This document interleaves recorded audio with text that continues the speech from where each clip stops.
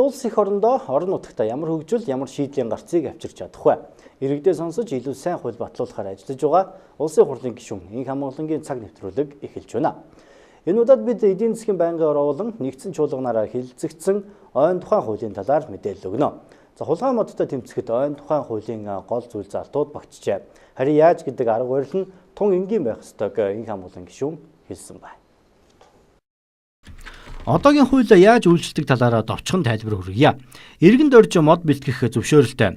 Хаанаас хэдэн куб метр авах нь бүгд тодорхой. Ингээд ам бүлээ тижээж яваа дорж модоо бэлтгээд худалдаалах гэхээр гарал үүслийн бичиг шаарддаг.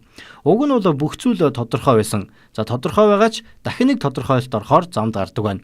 Гарал үүслийн бичиг олохын тулд аймгийн засаг даргыг хүлээн ойн байцаагчтай уулзсан. За тээвэрлэхийн тулд замын цагт орно гэд төрийн байгууллагуудаар явах хэрэг гарна.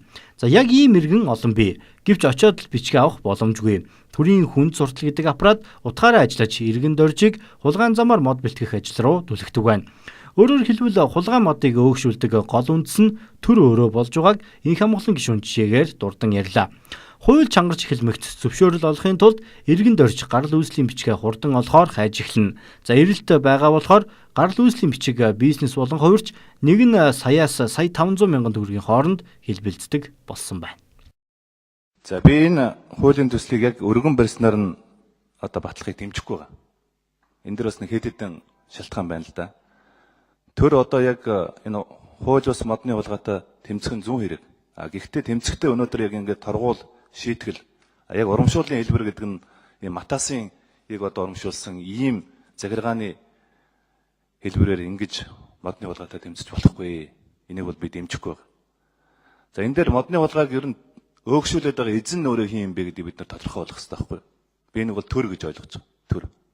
Энэ яагаад модны хулгайг өнөөдөр ингэж өөгшүүлж байгаа? Яагаад ийм нөхцөл байдал үүсгэсэн юм бэ гэхээр өнөөдөр Монголд ойгоос мод бэлтгэдэг эрхийн бичиг бидний нөгөө нэрлэдэг гоожим.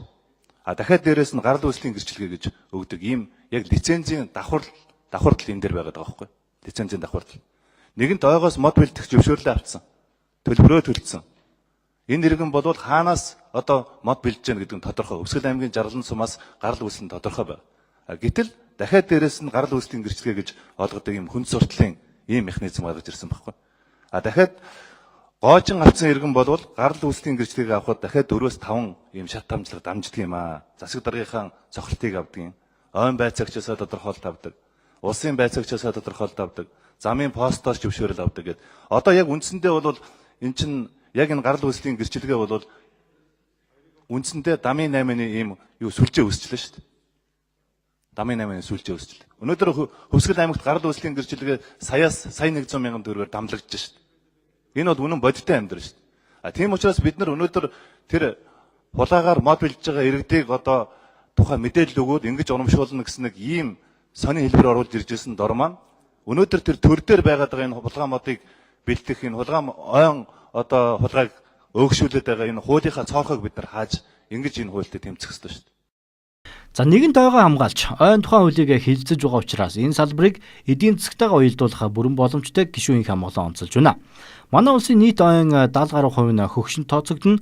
За жил бүр унаж өгчдөг. Унсанч бай, ургаач бай, авах юм бол буруутан болдог учраас хинээс юу хамгаалаад байгаагаа эргэн харах цаг болсныг санууллаа. Харин зөв менежмент хийж чадвал орон нутагт ажлын байр нэмэгдүүлж амьдрал дээшлүүлэх боломж харагдаж байгааг Инх Хамгааллын гишүүн онцлсон байна. Ер нь бид нар иргэддээ итгэжээж энэ ойн хулгайг зогсоох ёстой. Иргэддээ итгэжээж. Иргэн төр хоёр хоорондоо би юм итгэлцэл аль болохоор энэ чинь иргэн төрийн хоорондох итгэлцэл улам их зай гарч байна шүү дээ. Тэгэхээр энэ ойн модыг бол бид нар яг ойдоо иргэддээ эзэмшүүлэх, тэр ойн нөхрөлдөө эзэмшүүлэх, ойн ангидаа эзэмшүүлэх, нутгийн иргэдэд эзэмшүүлэх, эдийн засгийн эргэлтэнд нь орж эзэмшүүлэх ийм бодлого бол зайлшгүй явагдах ёстой. Тэр энэ чиглэлүү төрийн бодлогоо бид нар харуулж нэгэнт энэ ойн тухай хууль дээр өөрчлөлт оруулах байгаа юм бол үнэхээр тэр хулгай модтой тэмцэхийг хүсэж байгаа юм бол ийм эдийн засгийн хөшүүргэнд тулгуурсан иргэдийнхаа хамтын ажиллагаан дээр тулгуурсан ийм л бодлого явуулах юм бол бид нар энэ ойн модны хулгайг зогсоож чадна гэсэн ийм бодолтой байж байгаа. За 3 дугаарт нь бол ой бол зөвхөн нөхөн сэргээгддэг баялаг шүү дээ. Нөхөн сэргээгддэг баялаг. Өнөөдөр Монгол улсын нийт он бараг 78% гэдэг чинь 80% шүү дээ. 80% чинь дандаа хөгшин ойлчод байж. Тэг хин ч ашиглахгүй жил бүхэн хэдэн зуун мянган гаагаар ундаг, унанг мод болдог, хатдаг. иргэдэн тэр лугаа орж авч болдгоо. Ингээд иргэдэн ч ашиглаж чаддгүй, төрөн ч ашиглаж чаддгүй. Яг хэнийг баялагийг юунаас нь харамлаад байгаа гэдэг нэг ийм л юу байгаа байхгүй. Тэр энийг эдийн засгийн тодорхой эргэлтэнд оруулж яг бодтойгоор тэр нөхөн сэргээлтийн хамтарч энэ ой менежментийг бид нэр төрийн төвшөнд бодлого болгож хэрэгжүүлэх юм зайлшгүй цаг амьдралаас шаардлага үүсчихэд байж байна. Жилд биднэрт одоо 50 мянган га модыг нөхөн сэргээх ийм зайлшгүй шаардлага үүсчихэд байна гэж өнөөдөр оюун орон сайд хэлж байна. Тэгэхээр эн чинь маш их том боломжийг хэлж байна. Ер нь ойгороо дамжиж эдийн засгаа сэргээсэн, ойгороо дамжиж энэ хөдөө орон нутагт ядуурлаа бууруулсан, ажлын байрыг бий болгосон маш их олон туршлагууд байж байгаа шүү дээ. Финляндийн туршлагууд байж байна. Шведийн туршлагууд байж байна. Тэр энэ туршлагуудыг бид нар яагаад авч хэрэгжүүлж болдгүй юм бэ? Энэ хуучин сэтгэлгээнээсээ бид нар энэ салбар яасан. Энэ байгаль орчны яамд байж байгаа нэг ой хариуцж байгаа нэг хэдэн мэрэгчлүүд маш их хуучирсан хуучин сэтгэлгээтэй өсөж дандаа нэг юмыг болж өтөхгүй талаас нь хардаг. Өнөөдөр яг энэ хуулинд өөрчлөлт хийж байгаа бол тэр ард иргэдтэй нь очиод энэ Омбаттай аймагуд дээр очиод хилцүүлэх хийлдэ. Эдний саналыг авал та. Тэр гойчин гэж яг юу хэлээд байна? Гардын үстийн гэрчлэгээ гэж яг юу хэлээд байна? Амьдрал дээр эн чинь яагаад энэ модны хулгайг дэмжиж байгаа гэдэг энэ юмнуудаа ойлгомоор байж байна. Тэгэд хүн юм өөрчлөх гээд явж байгаа хүнийг бид нар шөөмжлээд байж болохгүй шүү дээ. Нэг сая мод тарийгээд тэр хүн цорлолтод тэмцэж байгаа тэр сайдыг бид нар одоо дэмжихийн оронд ингээд шөөмжлээ сууж болохгүй шүү дээ. Энэ яам ч хувийн компани биш шүү дээ.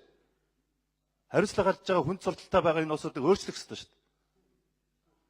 Төрийн үйлчлэгээ би сайжрах хэрэгтэй гэж бодож. Тийм учраас ингээд өөрсдөө сайд байхдаа бас нэг өөр юм ярьдаг.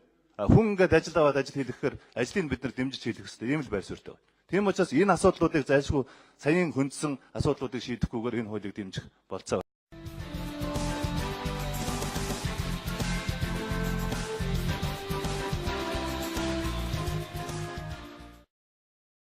Байнгын орны хуралдаанд гишүүн инх хамгаалан эрчим хүчний талаар төрөөс баримтлах бодлогын баримт бичигтээ санал хэлсэн. Байнгын алдагдaltaй ажиллаж улсын татаасаар амьдардаг энэ байгууллага бие даах цаг нь усныг онцолсон.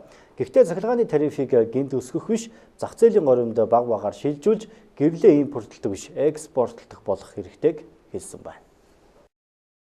Монгол улсын хурал төрөөс эрчим хүчний талаараа баримтлах бодлого баталгаар ажиллаж байгаа. Өнөөдөр бид эрчим хүчнийхээ нийт хэрэглээний 19%-ыг гаднаас авдаг байна.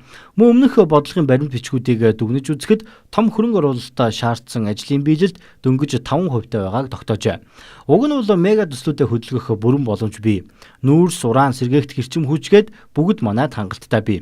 Гэвч одоо хүртэл арга олохгүй байгаа нь эрчим хүчний салбар зах зээлийн зарчмаас хол явж байгааг инх хамгаалан гишүүн хэллээ. Хэрвээ ойртол ирвэл хамгийн хурдан хөгжих боломжтой гэж онцлсон байна.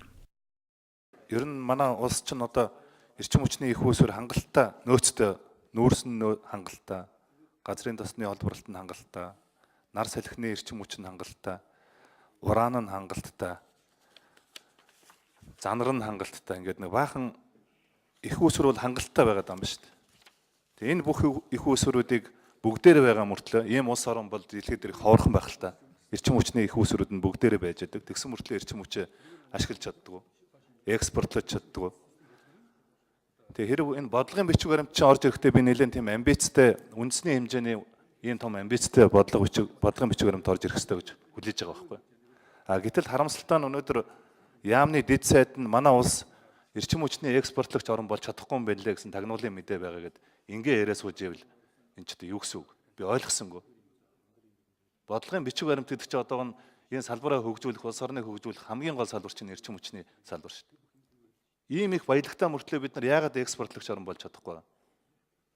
Бодлого хийж байгаа сайд нь яагаад ийм хариуцлагагүй үг хэлээ сууж байгаа? Яг зүгээр тодорхой хэмжээнд тэр том хэрэглээ байгаа учраас нэг 5-10% дээр ч юм уу. Ер нь бол цаад хамгийн гол нь энэ дээр бол эрчим хүчний үн тариф, эдийн засгийн одоо өрсөлдөх чадвартай байж ижил энэ төсөл цаашаа явна. Тэгэхээр энэ төсөл бол одоо юу гэдэг ойрын тийм 5-10 жилд Европ бол болоод байна. Тэнд давчид сахарын цэвэл том ярны систем зэрэг Европыг бүтэн холбоод ингэж интеграц системд ороод байхад зүүн хайд бол яг энэ орнуудын дээд түвшний улсуудын ойлголт бас тодорхой хэмжээнд зөвшөлтсөл гарцаагүй хүрчиж энэ том төсөл явах хэвээр. Гэхдээ бид нар энд хувийн хвшлийн санаачлагыг бол Монголын засгийн газар дэмжиж ажиллаж байгаа. Яг энэ бүхний чинь гол занглаа бол тэр нөгөө үн тарифын асуудал гэж би ойлгоод байгаа байхгүй. Тийм ээ? Бодит өртөгт нь аваачих. Тэгээд энэ салбарын сайдууд нь салбарын одоо бодлого хийж байгаа улсууд нь төр өөрөө барих юм шиг юм яриад байгаа юм. Стратегийн салбар гэдээ бас нэг ярьчлаа. Одоо энэ стратегийн салбар гэдэг нэг ийм үгийн дор одоо бид нар чинь бүх юмыг төр өөрөө хийхээр болж байна. та сая хэлж ш 6-аас 7 тэрбум доллар хэрэгтэй байгаа. Энийг төрөөр гаргуулмаар байна гэж. Гэхдээ тарифыг бид нар зах зээлийн горимдны шилжүүлээ тэр өртөгдөн ойр тулчих юм бол энэ чинь хувийн хвшил хамгийн түрүүнд орж ирэх ёстой салбар чинь эрчим хүчний салбар шүү. Өнөөдөр төрийн оролцоо хамгийн их байгаа учраас л өнөөдөр эрчим хүчний салбар хөгжиж чадахгүй байгаа даахгүй. Тэгэхээр би асуухтаа танаас юу гэж асуух гэдэг нь вөхөр яг энэ бодлогын бичиг баримт дотор та сая хэлж гин зах зээлийн зарчим дээр суурилсан, хувийн хвшилд суурилсан, үн тарифын бодит өртөгт яасан ийм л бодлогын бичиг баримт. Энийг яаж хийх чинь? Одоо яг өмч хвчлэлийнхаа одоо бодлоготой хэр уялдсан юм? Эрчим хүчний төрөөс баримтлах бодлогын засгийн газар уралдаанаар оруулахдаа яамдуудаа санал авсан. Аж үйлдвэрийн яамтай жишээлбэл аж үйлдвэрийн бодлоготой уялдуулах. За өмч хвчлийн бодлого та асуулаа. Энэ манай энэ бодлого дээр бол тодорхой тусч өгсөн байж байгаа. Бид нар бол дамжуулах компани төрийн өмчлөлт байна. За эхний үе шатанд бол түгээх компани бол бүрэн хвчлэгдэнэ. Одоо 23 хоног түгээх компани бол бүрэн хвчлэгдэнэ. За их усврийн хувьд бол тодорхой үе шаттайгаар бас бусад хөрөнгө оруулалтын нөхцлүүдтэйгээр бас тодорхой үе шаттайгаар хвчлахын асуудал бол энэ дээр бол орж өгсөн байж байгаа. Эрчим хүчний талаар төрөөс баримтлах баримт бичиг хэлэлцүүлгийн шатанд байна. Зойрын хугацаанд зорьсон төлөвлөгөөгөө эхлүүлэх хэрэгтэй гишүүн хэллээ. Ялангуяа улс их хэмжээний мөнгө усгоод оймс зам гээд эргэж ирдгүй үйлдвэрлэлд зарцуулах биш стратегийн томоохон салбаруудаа дэмжих ёстойг инх хамгаалан гишүүн онцлсон. Ингэснээр зарсан мөнгө дахин босно, бүтээн байгуулалт жишээ тэр чинээгээр урагшлах боломжтойг төсөл боловсруулагчдад дуулгалаа. Үзэгч та бүхэнд улсын хурлын гишүүн инх хамгааллагын цаг нэвтрүүлгийн шинэ дугаарыг хүргэлээ. Улс орны баримталж байгаа бодлого алдаа оноо гээд бүхий л мэдээллийг үргэлжлүүлэн үзүүлэх болно. Дараагийн дугаар хүртэл түр баяртай.